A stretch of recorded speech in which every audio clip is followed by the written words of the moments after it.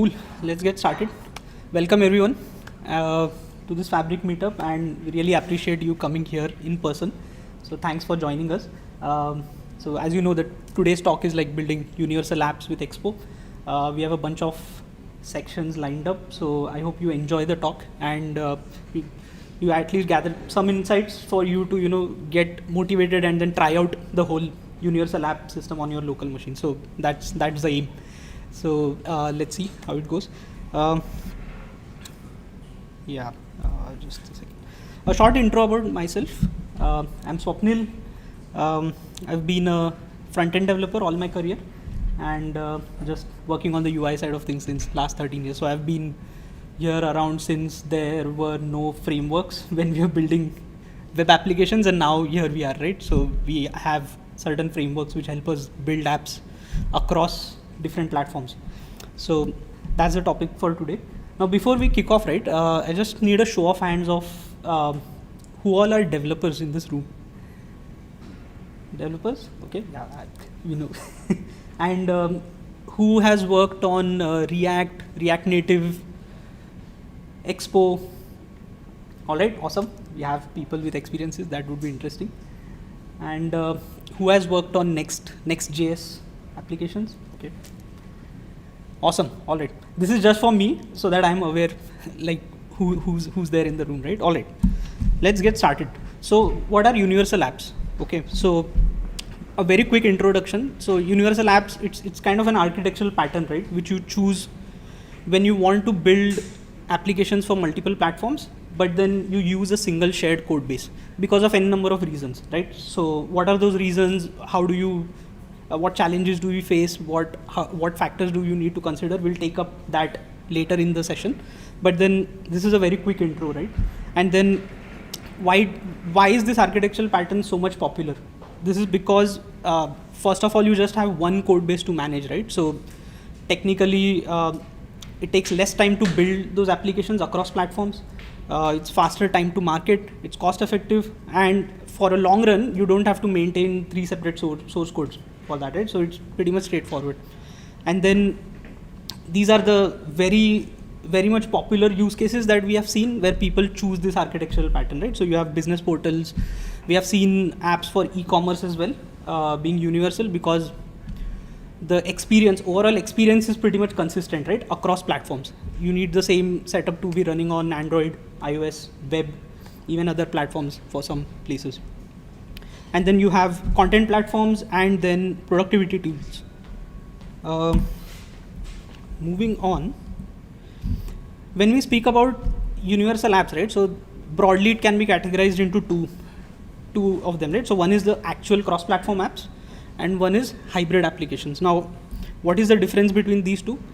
So cross-platform apps, these are the apps which are actually natively compiled along with your source code, right? And then there are hybrid apps which basically still run part of your web code, but they run within a web view, which is like an app shell within your native app, right? And again, you might have already recognized the potential problems or side effects because of that. So performance wise, it totally depends on what you are rendering inside those web views, because it will vary based on what devices people use, right? And the other thing is the look and feel. It's very difficult to have that similar look and feel if you are using a web view and then trying to mimic a native kind of a feel, right? But it depends on your use case. Again, people still go with this web view kind of a thing because it fits their use case. So there's no right or wrong. It just as long as you know the trade-offs, right, you choose the right platform. Now for our talk, we are just going to talk about the native side of things, which is cross-platform apps, right, which are natively built. Okay. Now these are some of the popular frameworks. Most of you know about these frameworks, right? So right off the bat, you have React Native, which uses React under the hood. So you share the whole React ecosystem. And then of course you have Flutter, which does an equally competent job of building native applications, right? It uses Dart under the hood. Then you have Ionic. People who have worked on Angular might know Ionic framework, right? Now Ionic has come up with this capacitor runtime, which basically just takes your whole web framework or any code that you write. So it can be a Vue.js app, it can be a React app or an Angular app. You merge it with the capacitor runtime and you just have a native app running. This is pretty cool. I mean, this should have a session on its own, but then you folks should check it out. It's pretty good.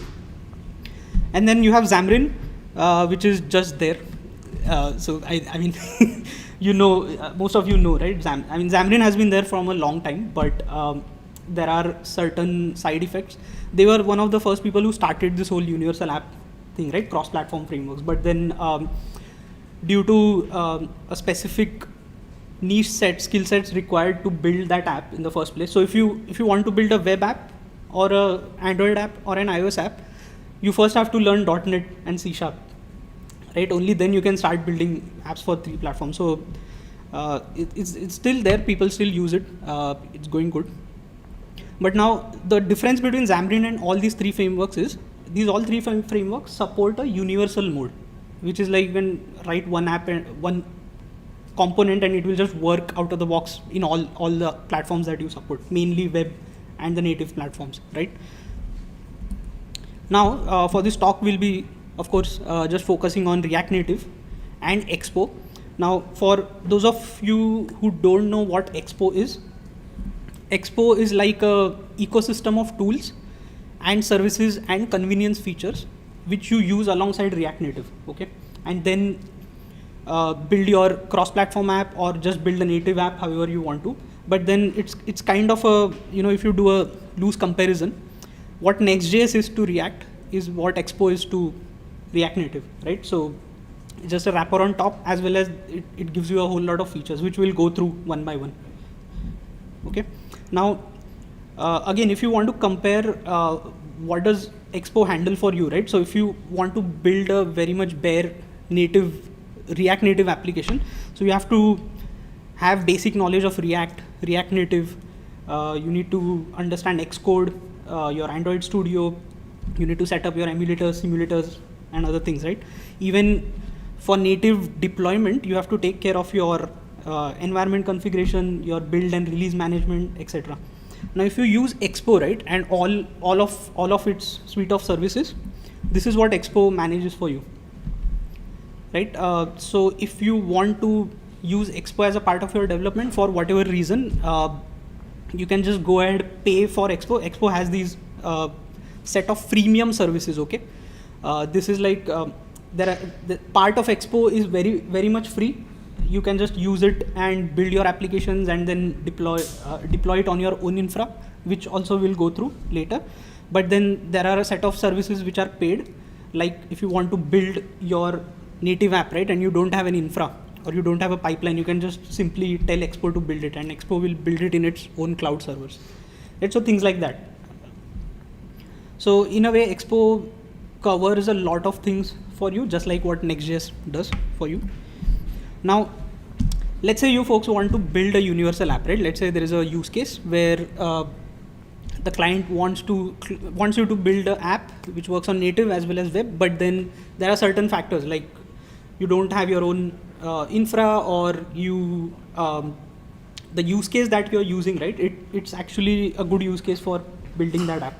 So you'll have to, before you make that decision, right? Like the business can officially say, right, let's cut down the costs, but then you have to do a tech analysis and see what fits your actual use case. So this is what we are going to do. So for that, right, we will take a very small use case, which is the banking app use case. Okay, now this might not be the relevant universal app example, but then still let's go ahead with it. Okay, so what we have done is we have this Aussie Bank app, okay, and we have these 3 features, right? So we have a scan and pay, we can view our account balance, and then you can also search for ATMs and nearby stores, right? Now this app has to work on iOS, Android, and web, right? Now, in order to make this app work, there are some technical aspects that we need to look at, right? So if you dig down into the actual coding side of things, right? So all these essential aspects of the development you need to take care of, at least analyze before you take that informed decision, right? So you need to understand how the local setup will work, your state management, what UI component library you are going to use, because it's a universal app, right? You need the library to work on your native plus web, right? And then how will the authentication work, the routing, REST APIs, and other things. And on top of that, you also have some non-functional requirements, right? Where you need to consider the performance of your app, how the app is going to get deployed, if there is any internationalization required, logging, analytics, and other things. Now, what we'll do in the rest of the session, right? So we'll go through each and every aspect, at least for the technical, for the functional side of things, and then see how Expo helps us to solve these use cases, right? And what is it where we have to take care of things manually, and Expo doesn't help us at all, right? But then there are other options available. Now, let's take a look at the first basic setup, right? So you want to set up a universal scaffolding on your local machine, okay? So you need machine setups, you need simulators, emulators, you need dev server, you need to build your apps locally as well, right, to test it out. Now, what Expo gives us is these 4 main things with which you can start building your app immediately. You don't even require, like things to be manually set up. So first and foremost, it's the Expo dev server, right? So it's just like a web server that you use, but then once you set up your Expo scaffolding, you start your dev server, and it will run your Android app, your native app, and your web app at once within one terminal, right? So this is pretty handy. We'll go through that later. The other thing you get is the Expo application services, right, which is the EAS CLI command. So this command line tool helps you to build your apps locally. It also helps you to deploy from your local machine, but then you can at least use it and test out your apps, figure out all the environment configuration is done before you actually deploy stuff on your pipeline, on your actual app stores and play stores. Then the third one is the interesting part, right? This is the Expo Go application. Now, this is a free app provided by Expo, which is available on Play Store and App Store. You can just download the app on your whatever Android or iOS device, and then you just use that to do your local development. You don't have to get a physical device, you don't have to have a proper test device or anything. It can be any device, and this just like when you use Expo Go to build your applications on local, it just works like a dev server app, right? So you can literally, it does refresh, it uses fast refresh, everything that you do on web, it's there on the Expo Go app. And the fourth one that you see here is, it's an extension of the Expo Go app itself. Now this is used when you have some native code, right, which you write, a custom native code, which that Expo Go app does not support. So in that, you have to extend this app, then install this app on your physical device, and then use it similar like an Expo Go app. So we'll go through this later, but then essentially these are some very mature toolchain items available for you to immediately get started with Expo. Right, this is how the dev server looks like. After you are done scaffolding your Expo app, right, using like default npx command, and you just start your server, the dev server looks like this, and then it has options for you to open up simulator on Android, iOS simulator, Android emulator, and you also see the web version out, right? So it just spins up a local server for you, and then there are other things as well, which again we'll look at later. Now, once your scaffolding is done, right, this is just an example that I've added for people who don't know. So this is how you write a React Native component, right? So it's a pretty simple React based syntax. You import a bunch of things from React Native, you render a component. Here we have rendered a text component, and you do styling using this object-based styling. That's how React Native styling works. Now, once you do that, you'll immediately start seeing the output for all the 3 platforms. Real time, it will have hot reloading, actually it has fast refresh, which is like built on top of hot reloading. And then you just build it like a simple web application, and it's pretty simple. So it takes care of your developer experience. You don't have to worry about configuration sets, etc. You can also inspect these things on native as well as web, which we'll again go through later. Now, as I said, right, Expo Go app. So the way this works is basically you download and install this app on your phone, and then the dev server that you saw, if I go back, this is the QR code that you get, right? So you just scan the QR code with your Expo Go application, and then it just streams your local dev server setup into that Expo Go app. So the app feels like you are building your own app. So that whole Expo Go app is just like a shell app for you, and it makes things so much easy for you to build and just look at your phone and see is that component being properly rendered, how your logic is working. So Expo has taken care about this pretty nicely. And then the dev client, which I talked about, right? So it's pretty much same thing. Now, because you are extending the Expo Go app, you have to manually install this app on your device. You can't download stuff on Play Store and App Store, right? Because this is a local build that you will be creating on your app. But this is pretty handy when your use case gets to a level where you have to write some native modules or custom modules, and then still Expo gives you this way so that it doesn't want you to go away from the actual development experience. So this is pretty handy. If you see the reviews, right, people have liked this a lot. All right, and then the EAS CLI command that I spoke about, right? So these are some very simple commands with apps, like the commands to build iOS and Android. All right, so next is UI component library. Okay, so this is the another aspect that you have to take care of. Now, ideally you want, as I said earlier, right, ideally you want to have a cross-platform compatible component library. You don't want to end up writing separate components for web and Android and iOS. And then you could need theming support, right?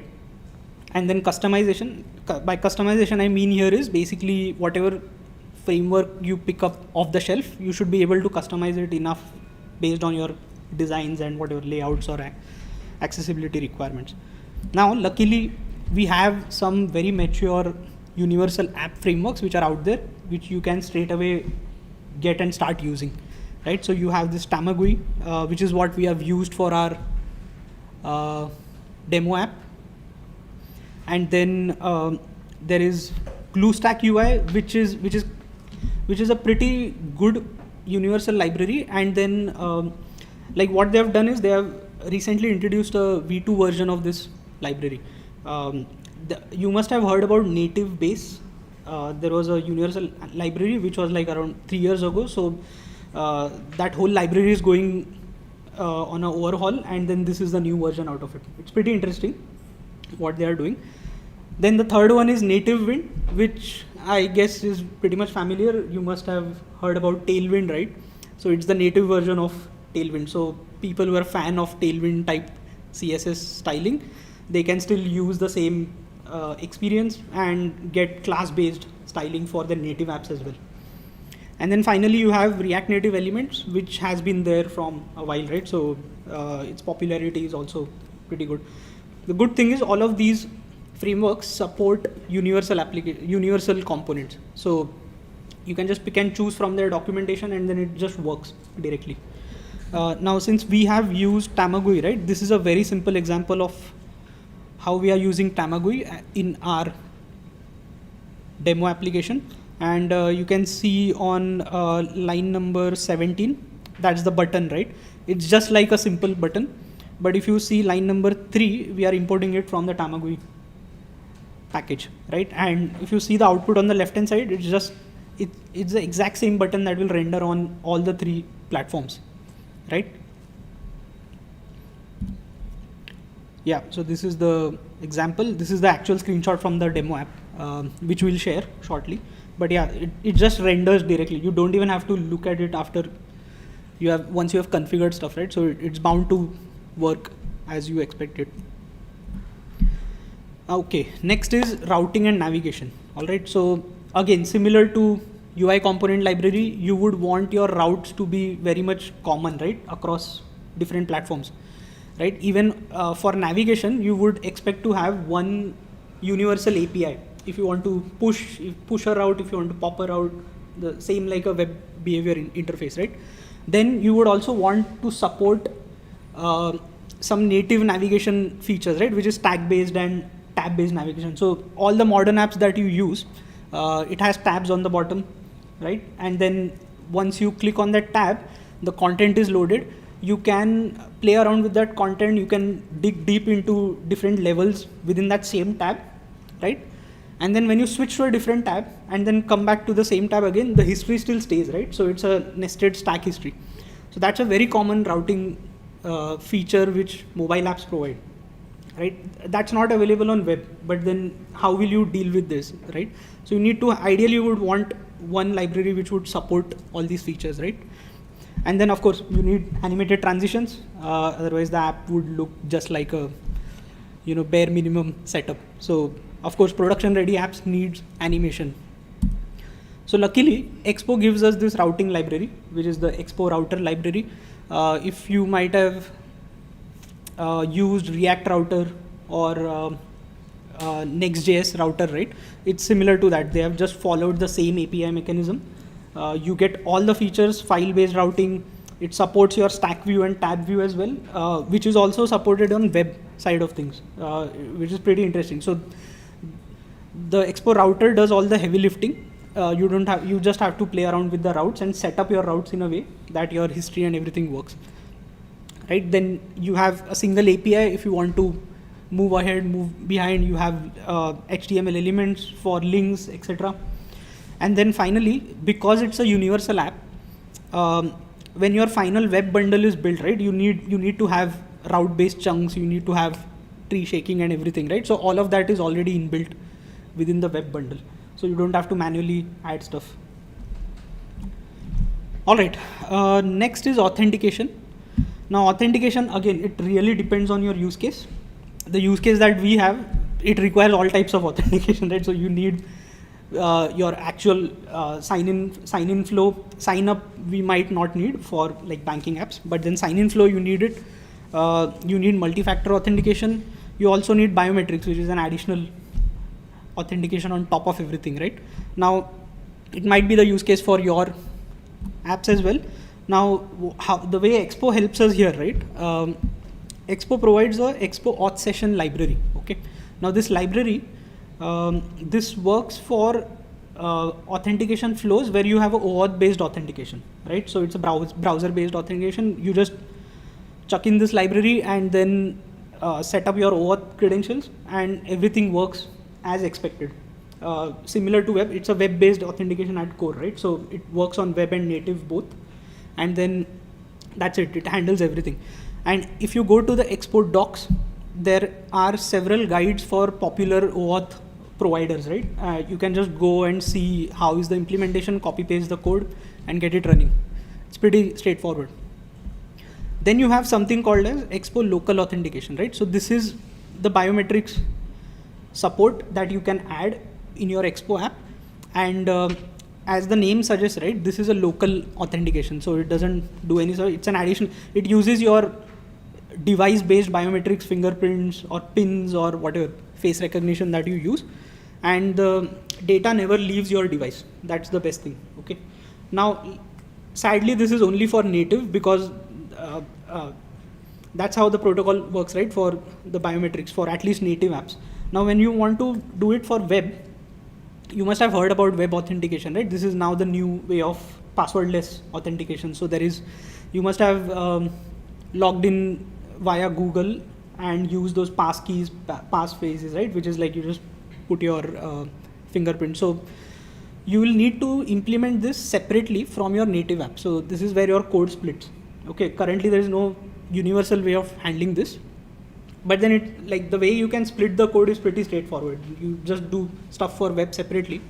You do it for native separately, and then everything works as it. So your actual purpose is solved. The user doesn't care, right? The user just cares about the actual biometrics happening behind the scenes, right? Now this web authentication, right? This thing needs a server implementation as well if you go to the APIs, right? So this is something extra that you need to do behind the scenes. All right. Next is state management. Of course, you need state management at some point in time in your apps. Now, again, 3 types of states, right? In memory, persistent state, and if you want, you can save some secure data, at least for the native apps. For web, you don't have an option, right? Now, in memory state, it's like the runtime is just JavaScript and React and everything, right? So any state management library just works out of the box, right? You just use whatever you want, Redux, Zustand, any popular library. Then Expo provides this async storage. This is again a wrapper on top of the web local storage and the native storage API, right? So it gives you one universal API to save your data. So you just do Expo async storage dot get item dot set item, similar to your local storage API calls, right? And it the other version of this is Expo secure store, which is similar to Expo async storage, but then this is for any sensitive data that you want to store. And this basically uses your OS level keychain management or your Android key store, right, behind the scenes to encrypt your sensitive data and keep it on your device. Now again, because it's sensitive, it's not available on web. Web you can't do much, right, in terms of saving sensitive data. You can obfuscate, you can do all sorts of encryption, but it's not a foolproof way for web. So you have to manage that if you want to do that at all on the web side of things. All right, now talking about third-party libraries in general, right? Now all these libraries that we saw, these are provided by Expo only, okay? But then you can also use other third-party libraries. But then Expo itself has so many libraries available for you, so you will literally get a library for every use case. Okay. Now, speaking about our use case, right? We have a camera use case, a location use case for our ATM finder and other things, right? And then you need a map to show all the ATM locations or bank locations, right? So Expo provides all three libraries for this. And all of these are, two of these are web and native compatible, but the third library, Expo Maps API, it uses native maps for native OS level native maps implementation. On the website, you have to go with the iframe or a web version of whatever maps implementation. It may be iOS or it may be Apple or Google Maps, whatever you prefer. But then again, that's a separate handling that you need to do, right? And if you look at a very simple example of how the Expo camera is implemented, it's similar to an NPM package, right? So if you see on line number 1, you just get the actual React component of the camera, and then you get a standard hook to grant permissions, right? So this hook takes care of the actual permissions of Expo. If when you open the app, it tells you, right, if you want to give access to the camera. So this is where you ask permissions. And then on line number 7, based on if your permissions are granted, you just render the actual camera view on line number 18. That's it. Right? And then the message that you get, right, when the app actually requests for permission, even that can be customized at this level. So if you are using Expo based workflow, you get an app.json at the root level, and then you just customize the string however you want, right? Now, if you weren't using an Expo based workflow, you might have to do that in the actual iOS and Android file systems, right? So you have to go to your info.plist file for iOS. You have to deal with Android XML files, configuration files to set the same setup. So that's why people generally prefer Expo related SDKs or whatever libraries which are compatible with Expo. Even there are third-party libraries. If you go to the documentation, they'll say that it's compatible with Expo. What it means is you don't have to touch the native code. It will handle it via this plugins. If you see line number 3, this is a plugin which handles your native part behind the scenes, right? So every third-party Expo library will have these plugins if at all things are needed to be changed on local, right? Yeah, and this is just a very short list of popular libraries available. Now, not all libraries need to be universal, right? There are specific libraries for native, specific libraries for web. So whenever you browse a library, it will show you tags. What support is there? What available support is there, right? Okay. Now, speaking about native modules, now, as I said earlier, right, there might be use cases where you have to manually write some iOS code, Swift code, or Kotlin code in order to get your problem solved, right? So in that case, if you are using an Expo app, you want both things to work fine, right? Now in that case, you actually opt for native modules. So what native modules is, it's kind of a framework which Expo provides separately, okay? And then using this framework, you can create an abstraction on top of your native implementation, and then use that abstraction in Expo, right? So it's a similar pattern. The way you use Expo camera, what is that being done? Like, it's an abstraction on top of native implementation, right? So Expo has been using its own native modules framework and building all these libraries for you, right? But it has also exposed this publicly so that you can build your own and not get bogged down because of just one use case not working for your universal setup, right? So it's pretty handy. We have tried creating native modules and it's working flawlessly. I mean, it's being matured from a long time. So you see, I think it's Expo 51, if I'm not wrong, that's the Expo version 51 running now. So it has matured a lot. All right, API clients. Again, you can use anything. It's a JavaScript based runtime environment. It doesn't really, it's a non-issue basically, right? Then you have environment configuration.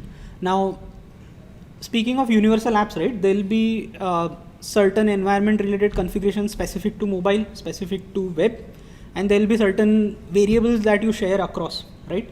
Now, what Expo gives you is, for native side of things, right, it gives you something called as build profiles, by which you can actually categorize your build, that this actual build is for local, this is a production ready build which is signed by Apple certificates or Android certificates, and I can actually distribute it somewhere, right?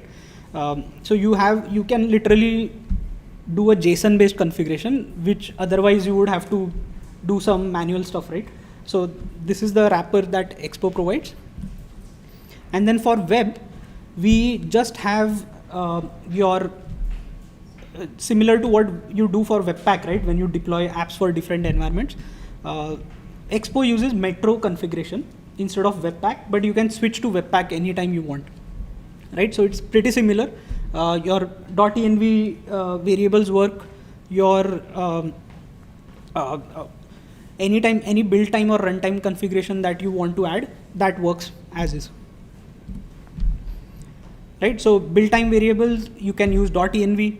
Runtime variables, there is no official support. It's like it's runtime, right? You just pull it from your services and just read it and then change your app based on your behavior. And then you also have Expo Secrets, which is kind of a paid service. It comes along with when you want to deploy your applications to Play Store, App Store, right? So if you are building your application on Expo Cloud, and then you want to replace secrets while you're building the app, so you use the Expo Secret Manager directly. But then this only supports native, because Expo itself doesn't give you any hosting for web side of things. It's just for native apps, right? All right, so that covers our functional essential aspects. Now we'll quickly go to the non-functional side of things, but then we'll not cover everything because it's like every topic is like on its own, right? We'll just cover the specific ones, okay? Now, for non-functional thing, the first thing that you need is your deployment pipelines, right? Be it web or be it native apps. So you need to create deployment pipelines for publishing your apps to Play Store, App Store, publishing them to a test-based environment where developers, testers can download stuff and test it, right, in your actual production workflow. And then you have web pipelines as well for deployment, right? So this is where the Expo application services come into play. This is again what I said, right? It's a paid service. It's a freemium service. That's what they call it, right? So it's free till a point, but then after that, if you are doing a production level or a business level application, right, you have to pay. So it gives you Expo Cloud servers where you can build your iOS and Android apps. It gives you a submit feature, where submit service where you don't have to log into Play Store and App Store in order to submit your apps, you can just rely on Expo and tell it to submit. Because if you folks have done it already, right, it's a cumbersome process of releasing your apps to Play Store, App Store. There are a lot of configurations that you need to do otherwise. And then finally, this is a very interesting feature, which is the third EAS update, right? Now, what happens is, since we are running on a JavaScript runtime, right? Expo is able to push updates to your apps without even deploying without even publishing your apps to Play Store and App Store. You can directly push updates like you use it for web-based apps, right? There is no review. It works most of the time. Generally, people use this for pushing minor bug fixes or small updates, but then it works flawlessly. Now, the way Expo charges you is the number of devices that get updated on a single shot, right? So the charging or the subscription is based on that, and it has a limit on how many people will get this update over time. So it's a bit tricky thing to do, but it's still handy. People use it. So if you want to, you can actually go and explore this.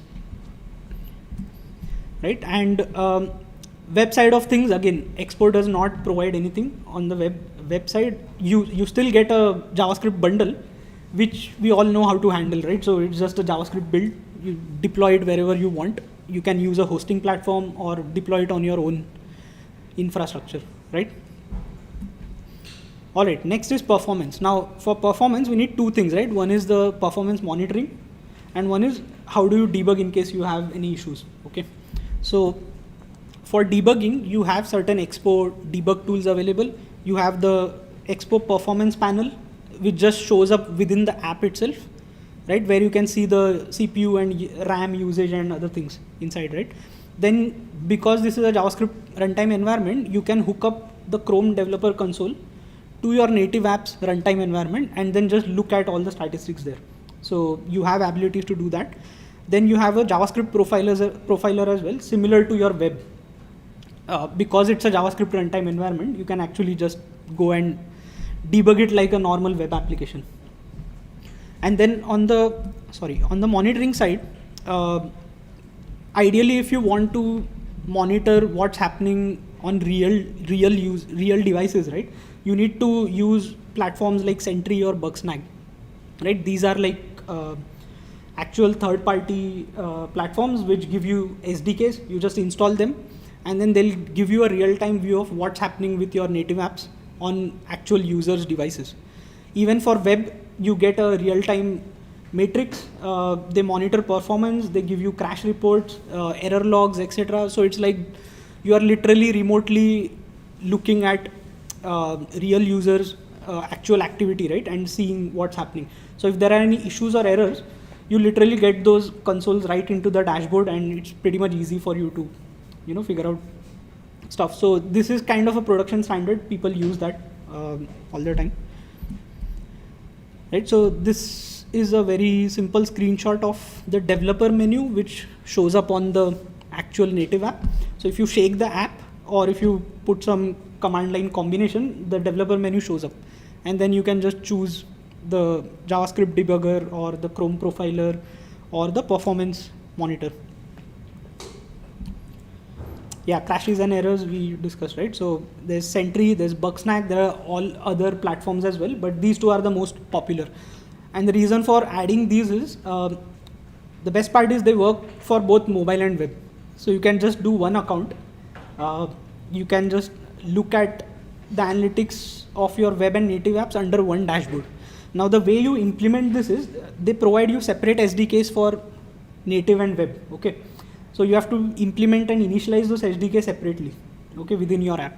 But then it works. I mean, the metrics that it shows, you can just use it like Splunk or something. It's just a query that you figure out. Right, and then security. Again, security-wise, each platform for its own. Native app-related security, you have to handle it separately.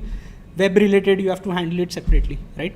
For native, you have this SSL pinning, secure data storage, and then code obfuscation, right?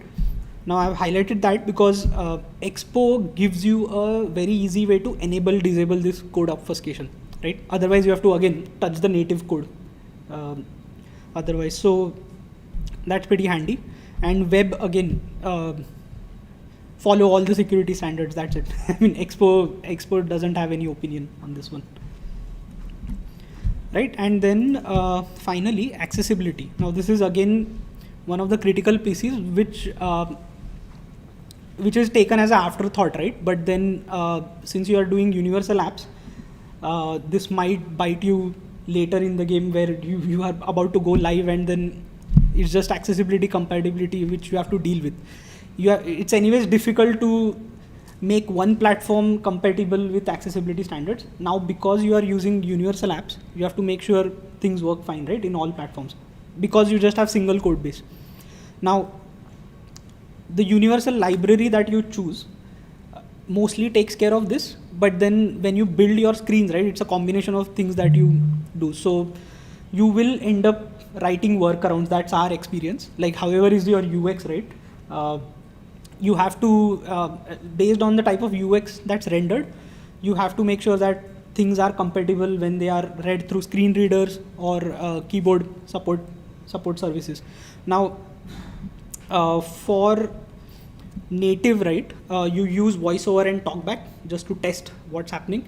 And then for web, you have JAWS and NVIDIA, right, for your accessibility testing.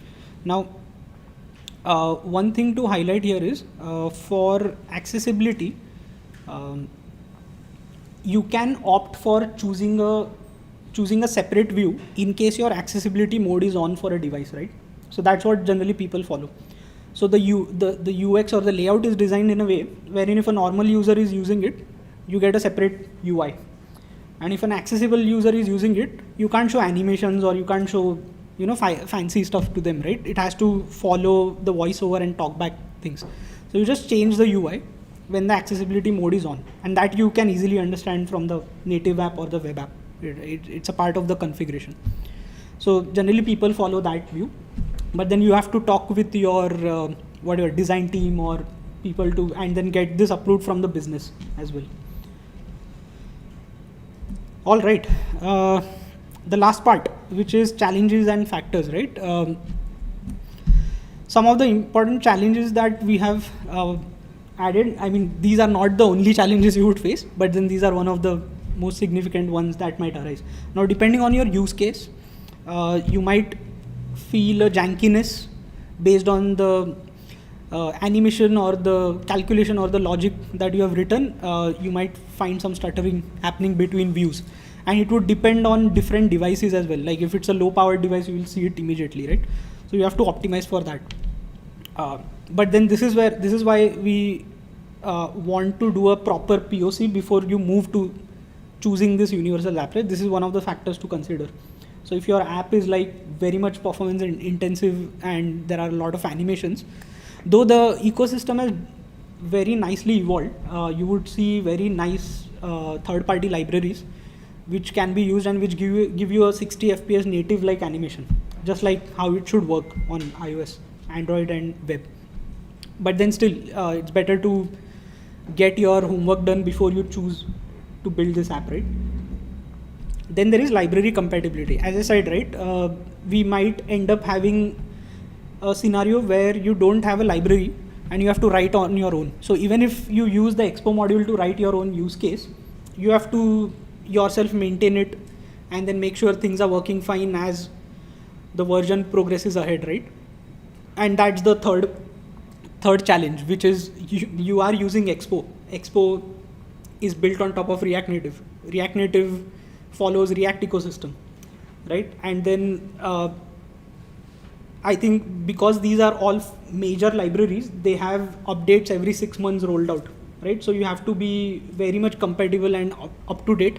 You have to put those updates in your actual sprints and then get them done as your tech debts or whatever you want to call it, right?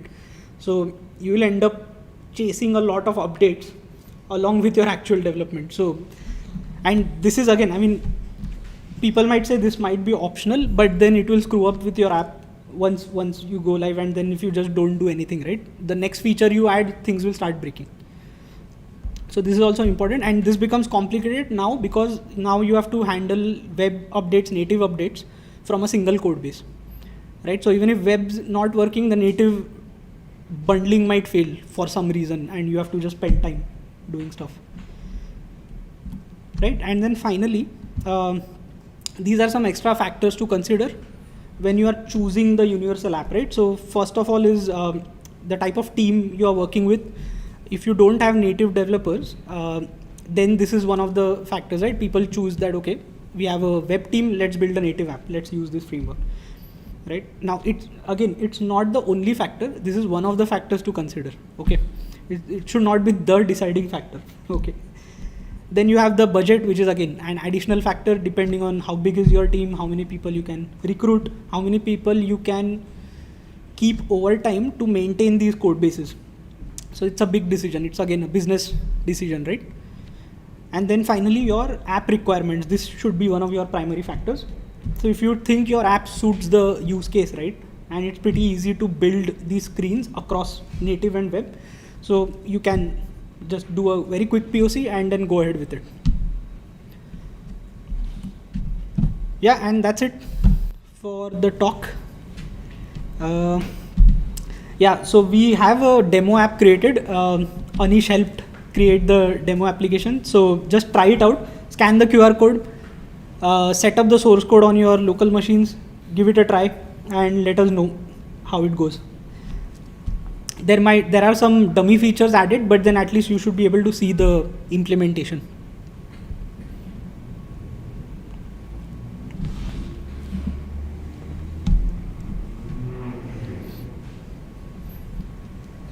All right, has everyone taken this? Cool. Time for Q&A. We'll spend the next 5-10 minutes. Yes? You mentioned some of those components are not compatible with web, like the map one, the SDK. Yeah. So then what happens? Like, how do you handle that then? So you got to use. So we can actually, so Expo gives you a way to render different components based on the platform. Based on the platform. Right, so you just write a web implementation of that Maps API, and then since on the web side of things, I think you can just ignore to build that native side. Like you can configure your webpack or metro configuration and then just Expo has a basic file-based naming convention. So if file.web.ts is just rendered over there. Okay. So there are a couple of layers where you can do. So one of the files in the demo follows that. There is a component which is in 2 keywords console and then for native. And testing. Did you mention testing? no, it's a topic on its own, so we thought of, but yeah, we can discuss if you want. So is there anything, so what can we use for like testing? What frameworks can we use? See, testing, there are levels, right? There is unit testing, integration, there is automation. Now automation you can't escape. You need to have a native, separate automation for native, separate automation for web. For unit and integration, it's just like the way you test your JavaScript apps, right? Okay. That's it. You have a virtual, it's generally Zest. It gives you the whole, there is a Zest native package. So it gives you a runtime for your native app as well as web app, and you just write tests like normal. Yep. I have a question on pricing. So all that information that you provided here is if we use Expo as a framework. Does it have a pricing attached to it or licensing attached to it? Yes and no. So basically the way Expo, so it's an ecosystem, right? So it gives you command line tools which are free to the point where you are not deploying to their servers. So it gives you this Expo Go app and Expo Dev Client, all the libraries that you saw, right? Everything is free. The code is free, but then as long as you stay within that boundaries, right? And then if you want to use their infra, if you want to use their push services, credential management service, push notification service, those things you have to pay. And the payment also varies. So they have a pay-as-you-go model, which you can opt for if that fits you. They have a subscription-based model, so you just pay flat rate regardless of whatever you do with their services. So yeah, so you can tailor the plan according to you. We did a Expo app for a client. It was a native implementation, but then we never used any Expo service. We just used their Expo framework, their libraries, their command line tools, and you still have to create an account in the Expo dashboard for, that's only required because you don't have to spin up multiple projects for multiple developers, right? Every developer should have access to the same project. So for that, just once you have to log in, but then it doesn't ask you for any payment unless you fire a wrong command and then push stuff to their cloud for building. Yeah. So that Expo Go app you said, that's free. That's free. That's free. Yeah. So you can always test your app. Yeah. You can set up this code on your local machine, just scan the QR code and you should see the app directly on your phone.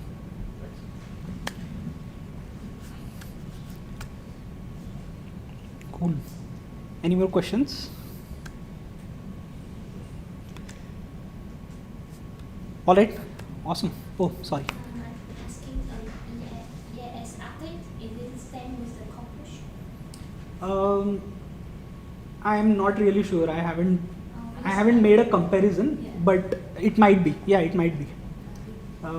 It has. But Expo has its own mechanism to push stuff. So the purpose might be same, but the implementation might be different. Yeah. So how do you usually manage the version control? Yes. Hotfix one? Hotfix. Yeah. Again, Expo doesn't dictate how you should manage your versions, but it can keep your version history and then update the version. And if you don't update your version in the code, it will just throw an error while build time. So all those things it does for you. But version management is totally up to you, however you want to set up, right? Major, minor, patch fix, or whatever semver versioning that you use. It's totally up to you. Web, we don't care, right? Web is like just push stuff, that's it. Yeah.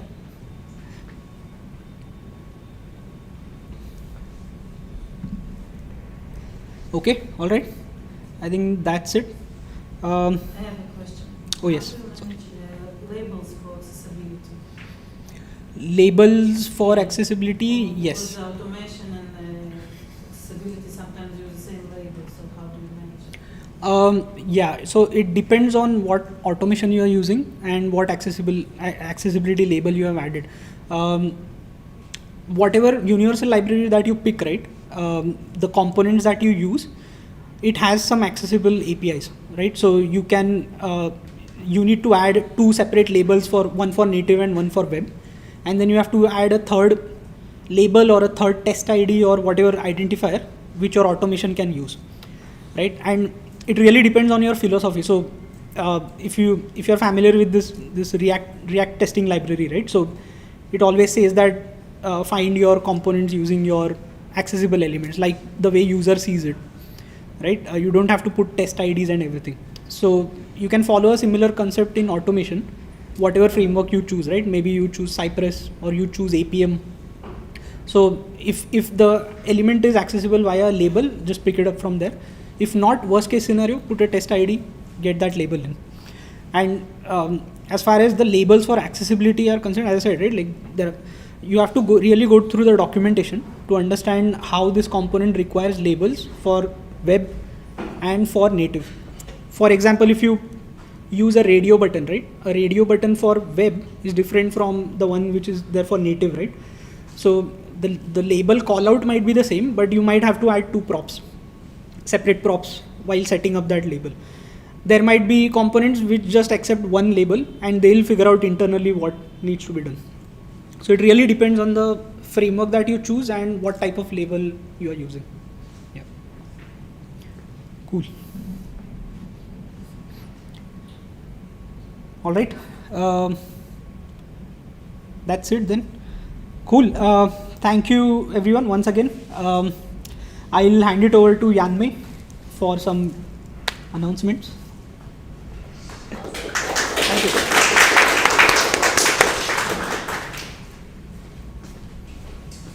Hi everyone, I have met all of you earlier. My name is Yan Mei. I lead the HR operations function at the Fabric Group. So for someone who hasn't known much about Fabric Group, I would suggest you to follow us on LinkedIn to know more about like what we are doing, how we're working, and also for some other opportunities. And it's our pleasure to know like what's the topic for the next pickup, because we we are not only we have more talent people in-house focusing on front-end UI, UX design, business analyst, delivery, and the testing for somebody who asked for QA testing, and some other areas. So it would be really great that we can see your feedback and we can work on more to provide more opportunities for meetups so that we can share more knowledge. Normally, this session is run up by our talent acquisition specialist, Eva, who has already known about, because currently she's working offshore remotely. So I'm doing this part of presentation on her behalf. So at the Fabric, I would like to quickly share the openings we are currently have. First is a full stack developer. The second one is delivery lead. And the third one is the application support engineer. I wouldn't take more time because it has already been a long session, but please do follow Eva on LinkedIn to find out more about the JDs, what are the expectations like locations of work, because Fabric has operations onshore here in Australia, but we also have offshore team in Singapore, in India, in China. So feel free to follow Eva and follow us for opportunities to know more about Fabric Group. And again, thank you very much for your coming today. And the next is the free chat session.